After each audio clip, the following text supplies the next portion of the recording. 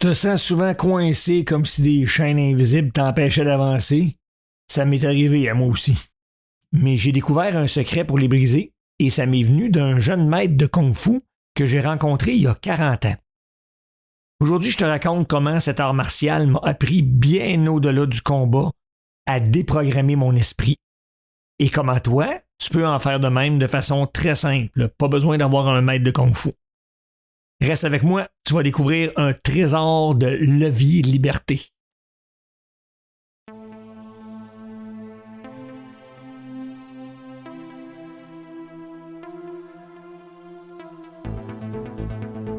Tu trouves que le monde va mal? Que les règles de la société t'emprisonnent? Tu penses finir en enfer parce que t'as vendu ton âme au diable? Ben, t'es au bon endroit. Je te salue, mon nom est Christian. Je suis un gars qui a affronté et vaincu les enfers et les démons de ce monde et de l'au-delà. Et je suis là pour t'aider à en faire de même.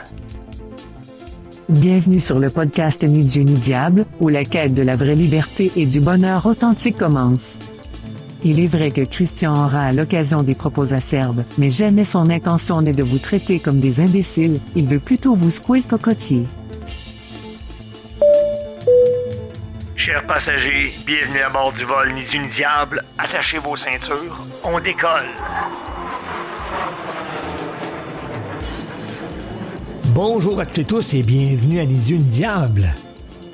Aujourd'hui, on va parler Kung Fu, mais pas pour donner des coups, plutôt pour libérer ton corps et ton âme. Moi, ça a carrément changé ma vie, je vais te raconter. Est-ce que tu es prêt à rentrer dans ton wugwan, ton dojo intérieur? On y va. Imagine la scène. On est dans les années 80. L'apogée de la musique pop. Je suis au collégial, au cégep, comme on dit au Québec. J'ai 18 ans, un peu perdu, je me fous de l'école, du travail. Je ne veux que danser dans les discothèques, embrasser des filles, danser des slows avec elles, faire du sport, comme mes chums à l'époque. Et je rencontre un gars, André, dans mon cours de natation. Il a mon âge, mais il dégage quelque chose. Il a comme une assurance paisible, une présence profonde. Puis on s'entend bien, on parle de tout et de rien. Puis à un moment donné, il me dit qu'il est Shifu, un maître de kung-fu. Là, j'étais « Wow, t'es Shifu à ton âge! » Puis là, il me raconte qu'il a rencontré un maître chinois, un gars qui venait de la campagne perdue de Chine, qui enseignait un style proche du Wing Chun, le style original de Bruce Lee et Jackie Chan. Un style efficace, sans chichi, pas de sparage spectaculaire, là, juste du vrai. Comment bouger, comment respirer, comment être dans l'univers avec un grand U. Puis il devient mon ami, puis un jour, il m'offre de devenir mon Shifu gratuitement. Et il venait chez moi pour mes séances. Et dès lors, ma vie ne pouvait plus jamais être la même. Mais ça a commencé plate, loin du kung-fu. Il a commencé la première fois qu'il est venu, il m'a dit « On va faire des push-ups, des pompes. » Il dit « T'en fais combien? » Fait que là, moi, j'étais pas très athlétique à l'époque. Ben, je sais pas, 10, 12, pas plus, là. Là, il sourit, il dit « Parfait. T'en fais 12, mais tu les fais bien. » Puis demain, tu fais pareil, jamais en bas de 12. Quand t'es prêt, tu passes à 14, puis après ça, tu vas plus jamais en bas de 14. Mais donne-toi pas de pression pour performer, là, et ça prend de la constance. Là, passe pas de 12 à 20 parce que t'es en forme, non, tu y vas mollo. À coup de 2, à coup de 3 de plus, pas plus. Mais ben jamais en bas du seuil que t'as atteint. Et avec la même manière, on va faire des set-ups et des chin-ups. Mais, le plus important, tu les fais tous les jours. Toute la clé de la réussite, elle est là. Et en plus, il m'a poussé à courir. C'est vrai. Il me dit, cours à tous les 2 jours. Commence par 1 000, pas plus. Je t'ai étonné avant le 1000, ben arrête, puis retourne-toi chez toi. Mais reviens, puis recommence 2 jours après. Puis fais ça aux 2 jours. Hey, moi, l'athlétisme, là, je détestais profondément ça. Moi, quand j'avais mes cours d'éducation physique à l'école, là, j'étais heureux quand on jouait au soccer, quand on jouait au hockey, quand on jouait au baseball. Mais l'athlétisme, là, cochonnerie. Mais il m'explique que ça va me construire un corps solide et que la vieillesse, elle risque d'être moins pénible. Et moi, déjà, je regardais les gens de 50 ans et plus, En fait, même ceux dans la quarantaine. Et je l'ai trouvé tellement usé, abîmé. Ça a fait que, OK, oui, c'est intéressant. On commence ça. Ben, tu sais quoi? Au bout d'un peu plus d'une année, là, j'étais rendu à faire à tous les jours 200 push-ups, 200 chin-ups, 200 sit-ups. Je courais 8 km à tous les 2 jours. Été, hiver, pluie, neige, 35 degrés Celsius, moins 35. Puis pas parce que j'étais un athlète, non. Parce que j'étais devenu endurant très graduellement, sans effort, parce que j'ai commencé à petite miette. Puis quand j'arrêtais mes séquences, j'arrêtais pas parce que j'étais fatigué, non, j'arrêtais parce que j'en avais assez. Hey, c'est long, 200 de chaque, puis courir 8 km. Fait que là, j'étais rendu comme une espèce de machine incroyable. Et à cette époque-là, j'étais du genre à prendre 1 heure et demie pour m'endormir, tourne, retourne. Puis mes nuits étaient toujours agitées, pas vraiment bonnes. Mais ça n'a pas pris des semaines que je me couchais le soir et je m'endormais en quelques secondes après avoir posé ma tête sur l'oreiller et mes nuits étaient soudainement reposantes et réparatrices. Wow! Gros gain, mais ce qui m'a marqué le plus, c'est pas ça. C'est pas la réussite physique, non. Parce que André, c'était pas un coach de gym. C'était un philosophe. Il m'a appris à méditer, écouter mon corps, à respecter mon esprit. Il me disait, tu vas voir que ces exercices, ils vont devenir avec le temps des moments de méditation profonde. Et de fait, c'est sûr qu'au début, quand je commençais une série, quand j'ai commencé, où je faisais ma course, ma tête a spiné à 100 km/h. Je pensais à 50 affaires et obligations de mes journées. Mais plus les mois avançaient, plus mon cerveau il tombait à off à chaque fois que je commençais une série ou une course. Je ne faisais que vivre mon état du moment. J'avais l'esprit vide de toute tension pendant toute ma série, pendant toute ma course. André m'avait dit, ton Wugwan, ton dojo, ta salle d'entraînement, c'est ton corps et ton esprit. C'est toi, le vrai toi. T'as pas besoin d'un ring, d'une grande salle ou d'un adversaire pour te pratiquer. Ton combat, c'est quoi? C'est d'être en paix, en santé et libre. Puis il a accéléré donc, par sa philosophie, ma poursuite déjà bien partie de ma quête de souveraineté. Et toi? As-tu déjà pensé à tout ça? Il est où ton Wugwan? Est-ce que tu t'en es bâti un? Alors, c'est quoi le lien avec Ni Dieu ni diable? Ben, d'emblée, le kung-fu pour André, c'était pas casser des briques ni plier des barres de fer. C'était défaire les briques des murs de la prison dans la tête. Toutes ces phrases qu'on t'inculque depuis toujours, sois parfait, fais plaisir aux autres, sors pas du moule, fais pas ça, c'est mal vu. C'est ça, les chaînes invisibles. Et j'ai compris très rapidement que le kung-fu, ce ne serait pas juste donner des coups, construire des muscles forts et précis. C'était une façon de déprogrammer tout ce qu'on m'avait mis dans la tête depuis toujours. Fais ci, fais ça, là, bon. André lui disait, t'es pas en compétition avec les autres, t'es en compétition avec toi, avec tes limites. Et tes limites, c'est souvent juste des idées. Il dit oui, t'as des limites physiques, mais là, à t'entraîner, tu vas les repousser.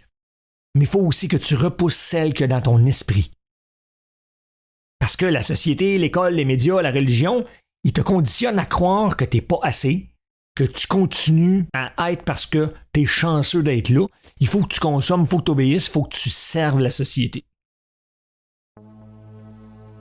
Donc le kung-fu, c'est l'art qui m'a apporté la volonté de dire non, je ne subis plus, maintenant je décide. André m'a laissé 3 leçons que j'appellerais des leçons de feu. La première, la plus importante.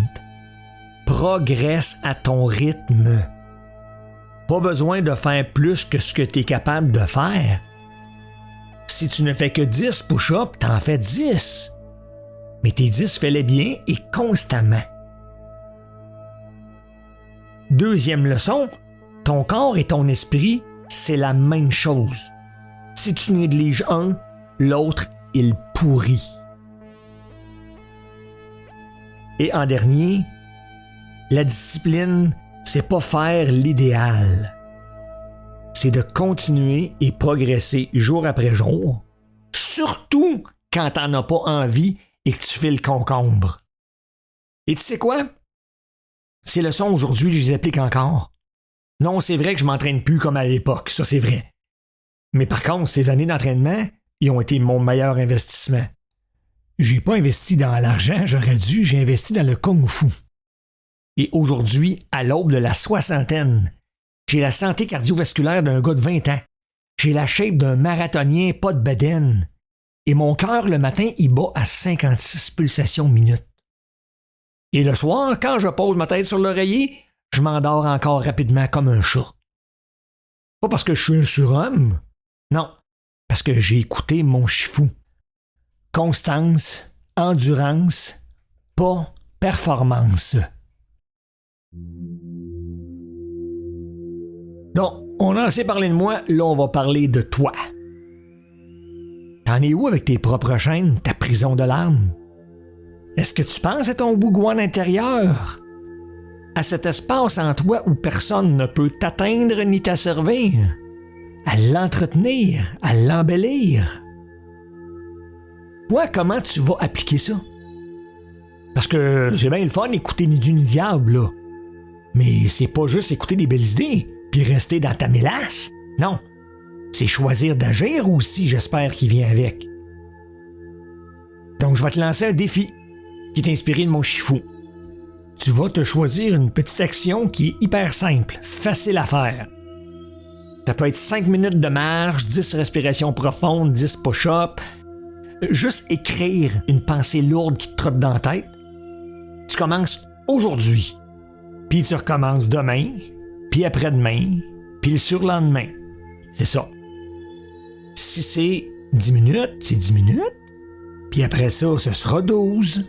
Après ça, 15. Si c'est 10 push-ups, commence par 10, puis après ça, 12, puis bon. Et descends jamais en bas de ton seuil. Et là, je t'entends dire, là, ben là, je vais peut-être oublier, je vais peut-être pas y penser parce que je me laisse emporter par la folie de la vie, j'ai 50 000 affaires à penser. Non. Je vais te donner un truc, là, que tu vas te rendre compte que tu pourras pas oublier. C'est carrément impossible. Tu vas prendre un objet totem, un objet inhabituel, là, qui est significatif. Tu vas le mettre à un endroit où tu vas quand tu as le temps. Tu n'es pas à la sortie de la maison, là, où tu es pressé de partir. Non. On va prendre le salon. T'es pas pressé quand tu vas dans le salon. Donc, sur ta table de salon, tu vas mettre, par exemple, un marteau. Un marteau, ça n'a pas d'affaire là, vraiment pas. Et le marteau, ça signifie travail, construction, mais bon, le symbole, il est important, oui puis non. Il faut que l'objet, il soit pas rapport.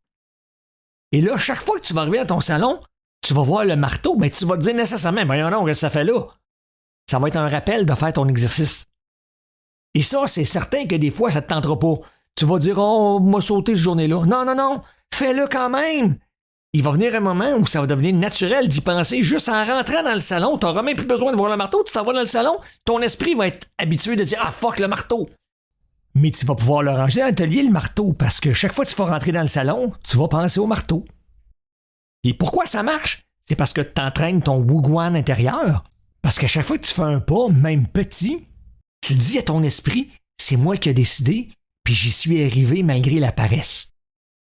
Tu déprogrammes les voix qui te font dire, je suis fatigué aujourd'hui, je suis pas assez bon pour ça, il faut que je fasse ça, il faudrait... Non. Et petit à petit, tu vas devenir ton propre Shifu, le maître de ta vie. Commence dès aujourd'hui, après cet épisode-là. Fais tes 10 push-ups, tes 10 minutes de réflexion, ou peu importe, là. Commence à dire non aux attentes d'obligations, là, dans ta vie, là, par l'exercice. Vas-tu te trouver une raison bidon de pas commencer?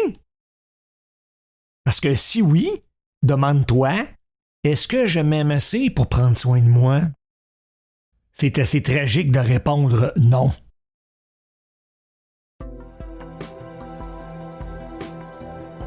Donc, on va se laisser là-dessus.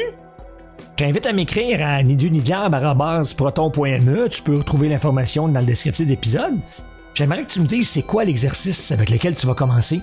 C'est quoi l'objet totem que tu as choisi puis l'endroit pour le placer pour penser à faire ton exercice? Dis-moi aussi c'est quoi tes peurs, tes doutes par rapport à ça, tes attentes. Partage-nous ton défi, tes réflexions. Moi, je lis tout. que vous envoyez. Ça me motive même à continuer mon podcast parce que je me dis, les gens, OK, ils ont trouvé quelque chose d'intéressant dans ce que je dis. Je leur ai apporté quelque chose, puis je suis content.